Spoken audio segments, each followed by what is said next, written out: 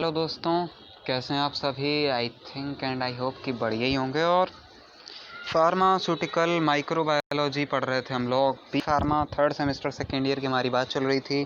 पहली यूनिट का 7वां लेक्चर और बहुत तेज़ी के साथ हम लोग बढ़ रहे हैं। और ये यूनिट भी ख़त्म करने जा रहे हैं। पीओसी की मतलब ऑर्गेनिक की ऑलरेडी एक यूनिट ख़त्म कर चुके थे, उसको रोका था, और अब माइक्रो की भी यूनिट ख़त्म करने वाले हैं। उसके बाद हम लोग स्यूटेक्स की यूनिट ख़त्म करेंगे और एट लास्ट उसके बाद चलेंगे हम लोग सेकंड यूनिट शुरू करने के लिए।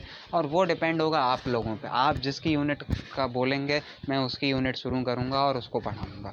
ठीक है, तो शुरू करते हैं। चलिए आज का लेक्चर, और सब्सक्राइब कर दीजिए अगर आप लोग नए हैं तो। और भैया और लेक्चर चाहने के लिए भी, क्योंकि मैं भैया फ़ीस नहीं लेता हूँ ना। मुझे 90,000 रुपये देते हैं आप, तो उसके बाद मैं पढ़ा रहा हूँ, तो मुझे केवल और केवल सब्सक्राइबर चाहिए। ठीक है, और इतना इजी और ट्रिकी वे में पढ़ाता हूँ जितना आपको शायद ही कोई ट्रिकी वे में पढ़ाता हो। ठीक है, शुरू करते हैं हम लोग अपना आज का लेक्चर। आज के इस लेक्चर में हम लोग बात करेंगे कल्टीवेशन ऑफ एनारोब्स की on the basis of oxygen requirement. Means main topic हमारा cultivation of anaerobes.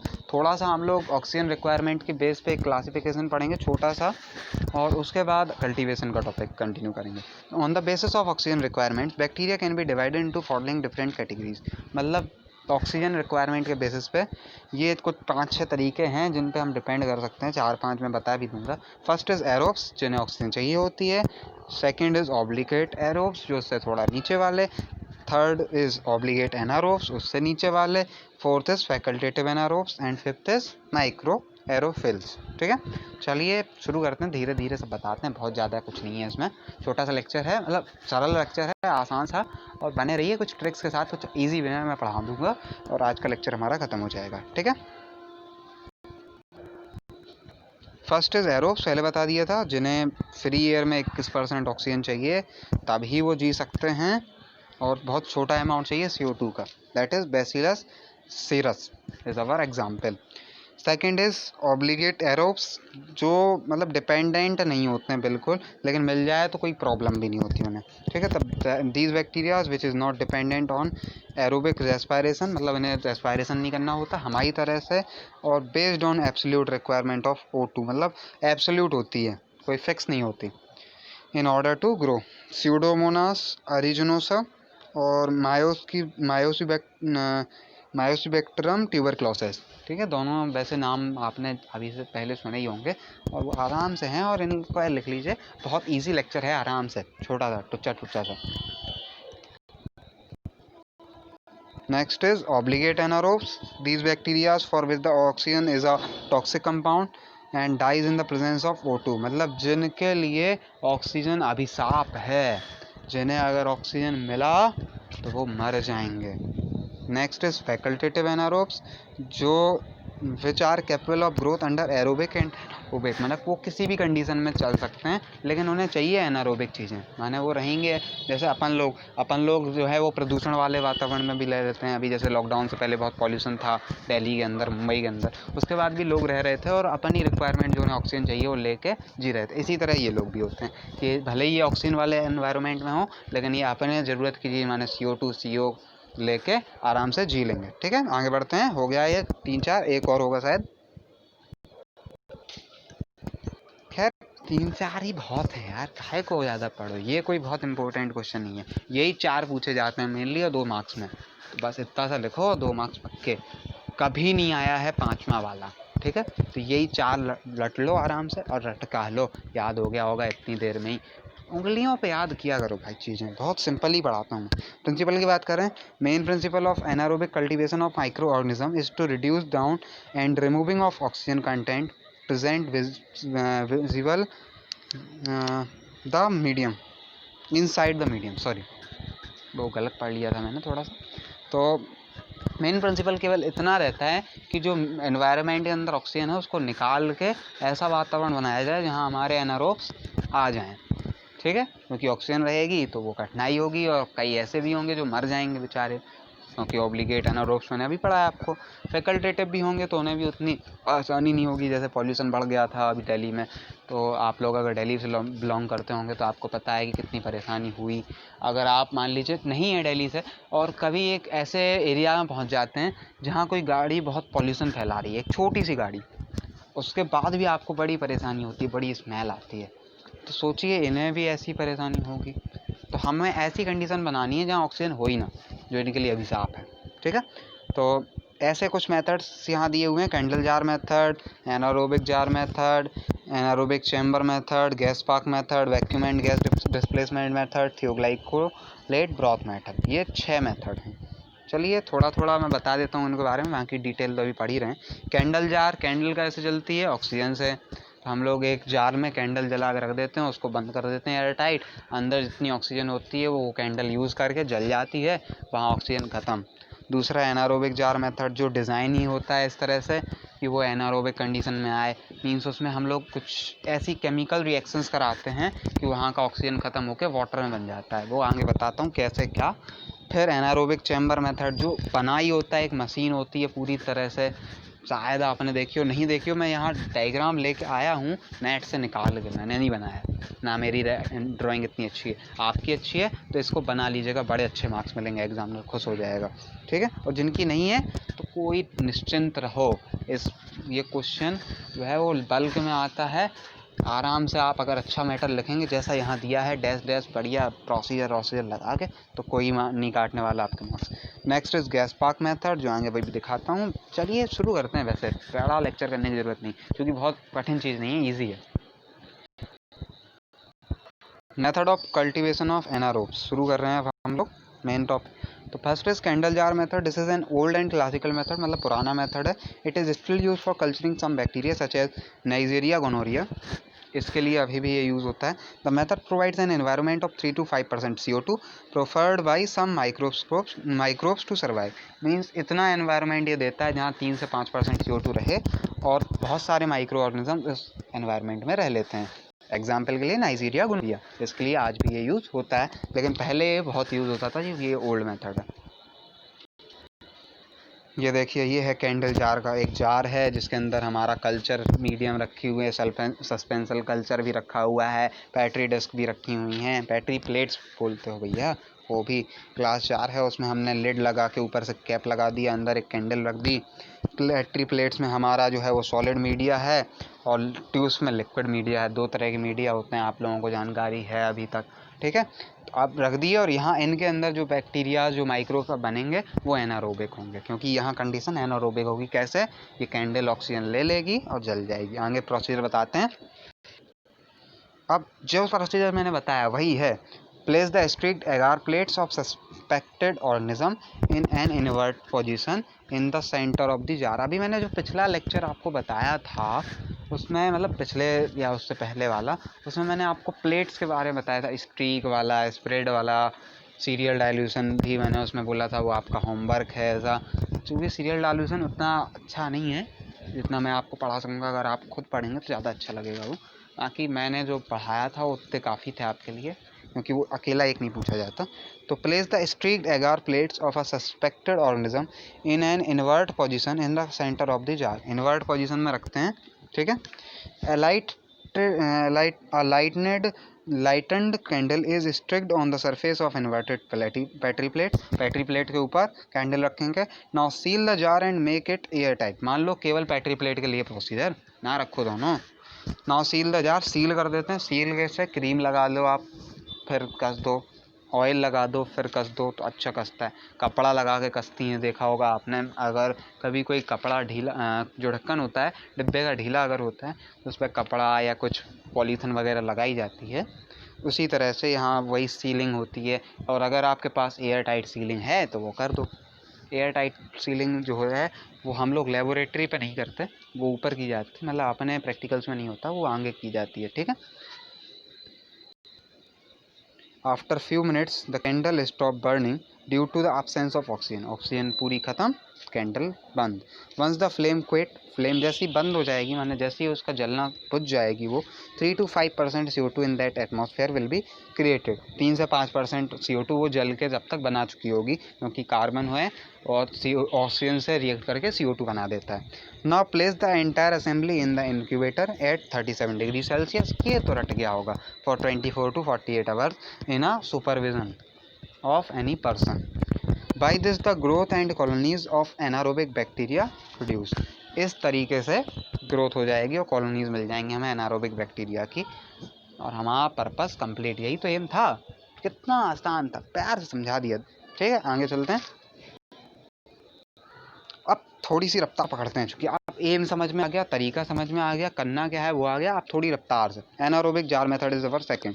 In this method the production of anaerobes can be achieved in Macintosh and fields anaerobic jar. भैया टाक्सस जैसे नाम होते हैं, इसलिए मुझसे भी गलती हो जाती है, और मैं कोई एक ही सब्जेक्ट नहीं पढ़ा रहा हूँ, इसलिए थोड़ा सा माइंड भी डिस्टर्ब रहता है मेरा। ठीक है, तो ये एक जार था स्पेसिफिक। इस जार में जो है पहले बार प्रैक्टिकल हुआ था, इन्हीं दोनों ने किया था। तो ये एक स्पेसिफिक जार होता है जिसमें स्क्रू लगा होता है, एयर टाइट बंद हो जाता है खुद का। मतलब हमें सीलिंग करने की, पॉलीथिन लगाने की, क्रीम लगाने की ज़रूरत नहीं है, खुद सील हो जाता। Place the streak plate. जो स्ट्रीक प्लेट, मैंने स्ट्रीक प्लेट बनाना आपको सिखाया हुआ है ऑलरेडी। अब भाई प्रैक्टिकल नहीं किया तो उतना अच्छा समझ नहीं आएगा, लेकिन मैंने फिर भी बहुत अच्छा समझाने की कोशिश की है, पूरा 100% अपना दिया है। ठीक है, of a suspected organism in a jar. Now place the envelope containing NaHCO3 and sodium carbohydrate and also with anaerobic indicator. Means anaerobic indicator यहाँ मिथाइलिन ब्लू भी हो सकता है। एक पूरी असेंबली बनाएंगे। भैया मेरी ड्राइंग इतनी अच्छी नहीं है कि मैं आपको बहुत अच्छा आपको इसलिए दिखा सकूं, इसलिए अगर ड्रॉ करना है आपको तो आप नेट से सर्च कर लीजिएगा, या मेरा नंबर है 9140403649। आप मुझसे मैसेज कर सकते हैं, मैं आपको एक स्पेशल डायग्राम दे दूंगा किसी बुक से उठा के, आप वो बना लीजिएगा। ओके, बहुत सारी स्टैंडर्ड बुक हैं जहाँ मिल जाते हैं डायग्राम, और अगर आपके पास है वो बुक तो बहुत बढ़िया है ना। तो यहाँ हम लोग केमिकल्स रखते हैं, क्या क्या? Sodium borohydride, sodium bicarbonate NaSCO3 और सोडियम बोरोहाइड्रेट, ये दोनों रखे, और एक इंडिकेटर भी रखेंगे जो हमें बताएगा कि हाँ एनारोबिक कंडीशन हो गई, क्योंकि अंदर हम तो है नहीं पता करने के लिए, तो वो बताएगा। Cut the envelope and 10 ml tap water into the opened envelope. अब जो एनवेलप होगा, जो पैकेट होगा हमारा जिसमें सोडियम बाइकार्बोनेट वगैरह है, उसमें हम पानी डाल देंगे, वो भी टैप, डिस्टिल्ड नहीं। ना क्लोज द होल असेंबली, पूरी असेंबली को क्लोज करके इसको रख देंगे 37 डिग्री सेल्सियस पे 24 से 48 घंटे के लिए for incubation purpose. Check the jar after 2 to 3 hours. 2 से 3 घंटे बाद हम लोग चेक करेंगे। टू नोट दैट, मतलब ये नोट करने के लिए कि वहाँ जो इंडिकेटर स्क्रिप्ट है इसने अपना ब्लू कलर खो दिया है। अब ये ब्लू कलर कैसे आया, आगे मैं बता रहा हूँ इंडिकेटर के बारे में अगले पेज पे। After 24 to 48 hours of incubation examine the plates followed by staining, जो स्टेनिंग करके रखी हुई हैं। Procedure and biochemical identification of organism is done. तो जो भी वहाँ होता है, मतलब बैक्टीरिया बन जाते हैं, फिर उसका बायोकेमिकल आइडेंटिफिकेशन करके हमें हमारा एनारोब मिल गया, बना बनाया। अब ये ब्लू कलर वाली का आफत थी वो बताते हैं। ब्लू कलर वाली आफत ये थी कि जो स्ट्रिप हम रखते हैं इंडिकेटर, वो ब्लू कलर का होता है इन प्रेजेंस ऑफ ऑक्सीजन, और जैसे ही ऑक्सीजन वहाँ ख़त्म हो जाती है तुरंत ही वो अपना ब्लू कलर खो देता है। ठीक है, ब्लू कलर चला जाता है, बाकी कलरलेस हो जाए, येलोइश हो जाए, वो कंडीशन डिपेंड करती है, स्ट्रिप पर डिपेंड करती है। ठीक है, लेकिन ब्लू कलर चला जाएगा तो हमें पता लग जाएगा कि हाँ एनारोबिक कंडीशन आ गई। एनारोबिक का मतलब जहाँ ऑक्सीजन ना हो और कुछ भी हो चलेगा। ठीक है, anaerobic chamber method, next is it. In this method a plastic anaerobic box, एक प्लास्टिक का बॉक्स होता है which is sealed chamber that contains on an atmosphere of hydrogen, carbon dioxide and nitrogen, मतलब ऑक्सीजन छोड़ दे बाकी सब है। In this culture media is placed chamber, culture media हम रख देंगे, हमारी कल्चर मीडिया जो बनाई थी। Oxygen in the media is slowly remove by reaction with hydrogen and oxygen. हाँ, थोड़ी सी रिएक्शन होगी हाइड्रोजन ऑक्सीजन की और वाटर बन जाएगा और वो निकल लेगी बाहर की तरफ। ठीक है, इसीलिए वो हो गया एनारोबिक चैम्बर। जहाँ ऑक्सीजन नहीं बची। This reaction is held by palladium catalyst plates. अब इस जो स्पेशल जो चैम्बर होता है, यहाँ अभी आगे दिखा रहा हूँ, वहाँ उस चैम्बर के ढक्कन मतलब जहाँ कैप होता है वहाँ पे एक पैलेडियम कैटालिस्ट बना होता है जो इस रिएक्शन को, हाइड्रोजन और ऑक्सीजन की रिएक्शन को, मतलब हवा चल रही है भैया, कैटलाइज करता है, जिससे वो कैटलाइज होकर ये रिएक्शन देते हैं और ऑक्सीजन वहाँ से ख़त्म होकर वाटर बन जाता है और ड्रॉप्स दिखाई देती हैं हमें उसके वॉल्स पे जो चैम्बर होता है उसकी, जिससे ये कन्फर्म हो जाता है हाँ ये वाटर बन गया। ठीक है, तो after making it oxygen free media is incubated in within the chamber by means of globe parts. It allows user to put hands inside and outside and incubate करके incubate कर देंगे हम लोग उसको। ये रहा हमारा एनारोबिक चैम्बर, ये है, इसमें ही लगा होता है पैलेडियम कैटालिस्ट और इसके अंदर हम लोग रख देते हैं, यही सारी होती है रिएक्शंस और एट लास्ट हमें हमारा मिल जाता है मटेरियल। मटेरियल मतलब एम था, एम क्या था, एनारोबिक बैक्टीरिया या माइक्रोब्स का कल्टीवेशन। ठीक है, काफ़ी कुछ समझा दिया मैंने, आगे बढ़ते हैं, अभी और भी मेथड है, बोर ना हो। Next is our gas park method.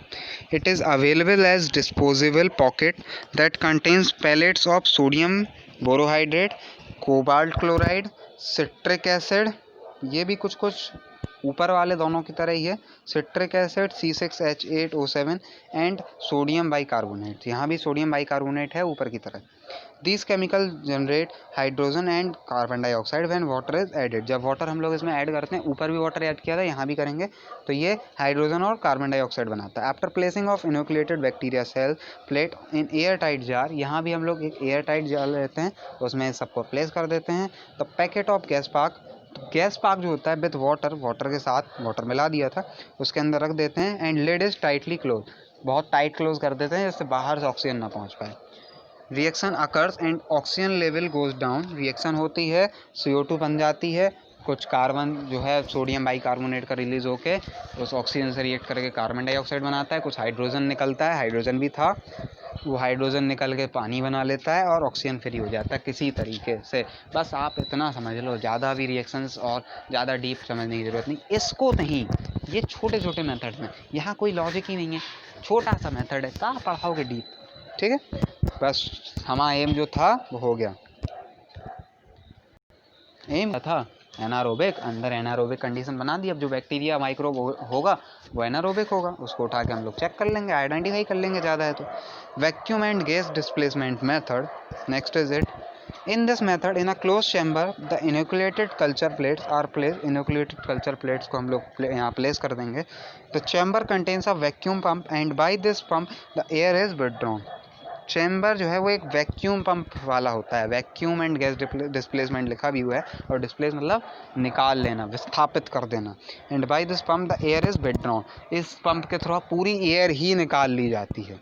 Now air is displace by filling mixture of two gases, अब पूरी एयर निकल गई तो वहाँ CO2 भी तो नहीं बचेगी, तो फिर उसको CO2 और नाइट्रोजन दे दी जाती है एक स्पेशल तरीके से गैस डिस्प्लेस मेथड से। ठीक है, तो पहले वैक्यूम के थ्रू बाहर निकाली, फिर गैस डिस्प्लेसमेंट मेथड के थ्रू कार्बन डाइऑक्साइड और नाइट्रोजन अंदर डाली, तो दोनों हो गए। नाम समझ में आ गया क्यों था। फिर इंक्यूबेशन कर देते हैं इसका। By this strict anaerobes are produced, इस मेथड के थ्रू कन्फर्म एनारोब्स बनते हैं, क्योंकि इस मेथड में पूरी की पूरी एयर निकाल दी थी और फिर जो गैस डाली वो डाली ही नहीं ऑक्सीजन, तो वो ऑक्सीजन होगी कैसे। और CO2 इतना खतरनाक, मतलब इतना छोटा बच्चा होता नहीं है कि वो तोड़ के ऑक्सीजन बना दे, और वहाँ इतनी बड़ी कंडीशन भी थी नहीं थी। समझ आया होगा बहुत कुछ, आराम से आगे बढ़ते हैं। थियोग्लाइकोलेट ब्रॉथ मेथड। अच्छा ये बताइए, CO2 क्यों नहीं तोड़ता इतने आसानी से। 12th तक तो केमिस्ट्री पढ़ के आए हैं। अब मेरा नंबर है 9140403649। इस क्वेश्चन का आंसर या तो आप कमेंट करिए, और नहीं करना है कमेंट तो मुझे मैसेज करिए। नोट्स चाहिए तो भी आप इसी नंबर पे मुझसे कांटेक्ट कर सकते हैं, 9140403649। और बाकी अगर कोई नोट्स चाहिए, कोई भी क्वेरी है तो चाहिए, कमेंट करके बताना।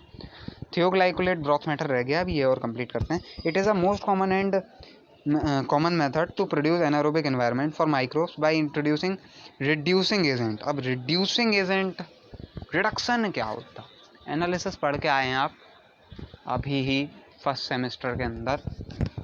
वहाँ आपने पढ़ा था अच्छे से, और 12th में तो पढ़ा ही पढ़ा था। ऑक्सीजन का घटना कहलाता है रिडक्शन, तो ऑक्सीजन ही तो घटानी है, दैट इज़ सोडियम थियोग्लाइकोलेट। और ये होता है जो रिड्यूसिंग एजेंट है वो है सोडियम थियोग्लाइकोलेट, इसीलिए इसका नाम है thioglycolate broth method. It is a reducing agent that maintains low level of oxygen by removing oxygen molecules and create anaerobic condition. ये पहले बता दिया मैंने। इनटू लिक्विड मीडियम और न्यूट्रिएंट मीडियम। न्यूट्रिएंट मीडियम क्या होता है, जिसमें vitamin, casein, agar, yeast extract, peptone, beef extract to enhance the growth of bacteria, ये सब डले हों, जो मैंने आपको पहले ही बताया था यही होता है। और प्रैक्टिकल वाले पार्ट में कवर होता उतना अच्छा, लेकिन प्रैक्टिकल्स तो अभी होने से रहे।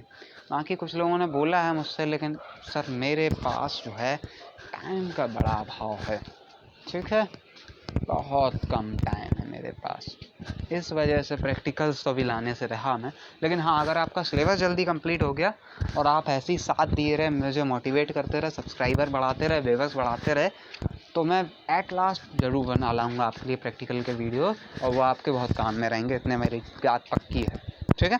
करके नहीं तो प्रोसीजर समझा दूंगा, कुछ वीडियो बना लाऊंगा और आराम समझ में आ जाएगा, इतनी मेरी गारंटी है, क्योंकि इसके प्रैक्टिकल्स मैंने किए हुए हैं। कुछ चीज़ें भले ही मैं नहीं समझा पाऊंगा, लेकिन अपनी कोशिश करके 50% समझा ही जाऊंगा, ठीक है। तो and also contains oxidation reduction indicator, तो एक इंडिकेटर ज़रूर होता है जो हमें बता सके। और इंडिकेटर क्या होते हैं, रिजार्जुरिन और मिथाइलिन ब्लू। मिथाइलिन ब्लू ऊपर भी यूज़ हो रहा था, उसके बारे में मैंने वहाँ भी बताया था कि वो अपना ब्लू कलर खो देता है, वहीं यहाँ पढ़ाएंगे और थोड़ा यहाँ डीप होगा, मतलब यहाँ लिखित रिटन होगा तो आप उसको लिख भी सकते हैं। बेसिक इंडिकेटर जो होते हैं उनका रोल क्या होता, या रोल ऑफ इंडिकेटर क्या होता, ठीक है, इनका, या बेसिक इंडिकेटर कलर क्या होता है। रिजार्जुरिन जो होता है, it gives pink colour in the presence of oxygen and becomes colourless when oxygen is reduce. जब ऑक्सीजन घट जाता है तो ये पिंक कलर देता है ऑक्सीजन की प्रेजेंस में, और जैसे ही घट जाता है तो ये कलरलेस हो जाता है। नेक्स्ट इज मिथाइलिन ब्लू, तो इसका ब्लू कलर होता है प्रेजेंस ऑफ ऑक्सीजन, लेकिन जैसे ही ऑक्सीजन खत्म हो जाता है ये कलरलेस हो जाता है, मैंने कोई और कलर नहीं रहता वैसे तो इसमें, बिल्कुल कलरलेस हो जाएगा, वाइट हो जाएगा या येलोस हो जाएगा, लेकिन ब्लू नहीं रहेगा, ठीक है, समझ में आ गया होगा। और इसको लिख सकते हैं, बहुत आसान नोट्स लेके आया था मैं पूरे लेक्चर के अंदर। थोड़ा सा थियोग्लाइकोलेट का डायग्राम देख लो। Thioglycolate broth is used to find out the growth characteristic of various bacteria based on their oxygen requirement. तो ये एक ग्रोथ कैरेक्टरिस्टिक्स के लिए यूज़ होते हैं, पहले ही बताया था। अब ये देखिए, यहाँ पहले हम लोगों ने अंदर जो है भर दिए, क्या बताइए, कल्चर मीडियम भर दिया, ठीक है, और ऑक्सीजन कंसंट्रेशन पहले हाई थी, फिर हम लोगों ने अपना फिटिंग कैप लगा दिया वहाँ पे, और इसमें अपना थियोग्लाइकोलेट डाल दिया। अब क्या थियोग्लाइकोलेट, रिड्यूसिंग एजेंट डाल दिया, उस रिड्यूसिंग एजेंट ने धीरे धीरे ऑक्सीजन को कम कर दिया, ऑक्सीजन की कंसंट्रेशन लो हो गई। लो होने के बाद वहाँ पे स्ट्रिक्ट एनारोब्स यानी ऑब्लिगेट एरोब्स बनना पहले स्टार्ट हुए, एट लास्ट स्ट्रिक्ट एनारोब्स बने, फिर ऑब्लिगेट एनारोब्स बने।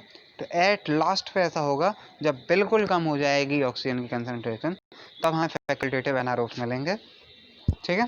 अब इसमें क्या है कि फैकल्टेटिव मिल रहे हैं, हमें ऑब्लिगेट नहीं मिल रहे हैं। ये आप याद रखिएगा कि अगर आप कभी कोई जीपैट एग्ज़ाम देते हैं या कोई फार्मासिस्ट एग्ज़ाम देते हैं तो वहाँ ये क्वेश्चन आपके लिए इंपॉर्टेंट हो जाएगा कि ऐसा कौन सा मेथड है जहाँ हमें फैकल्टेटिव एनारोब्स मिलते हैं। तो that is your thioglycolate broth method, ठीक है।